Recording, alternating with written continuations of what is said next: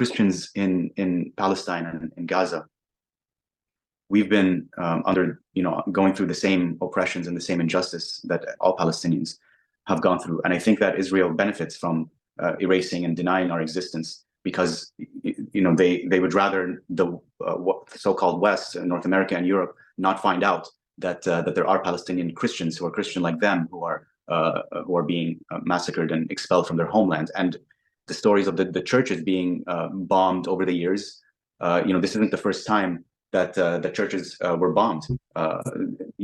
Like we had in October when the St. Porphyrius Orthodox Church was bombed. Historically, too, churches were bombed and demolished by Israeli bulldozers back in 1948, when 750,000 Palestinians were expelled in what we call the Nakba, or the Palestinian catastrophe. That's our national tragedy that the Israeli state was founded upon.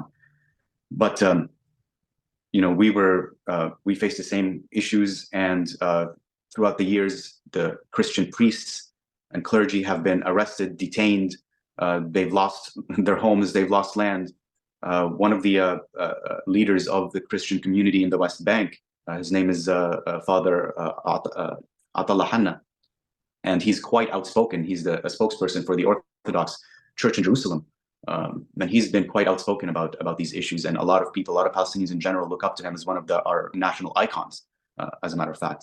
But the Israeli army has also, and the illegal settlers in the West Bank, they're quite known for their anti-Christian views, and they're quite known for whenever they walk by the churches and the nuns are standing there, they spit on the nuns. It's actually a well-known tradition of Israeli settlers spitting on nuns. I've been hearing about those kinds of stories since I was a kid.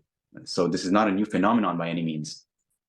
And back in 2002, there was an altar boy in the West Bank, Johnny Falgiye. His story, has now been largely forgotten. But I've been keeping up with some of these murders, and he was sniped in the chest by an Israeli soldier in the West Bank in 2002 during the Second Intifada.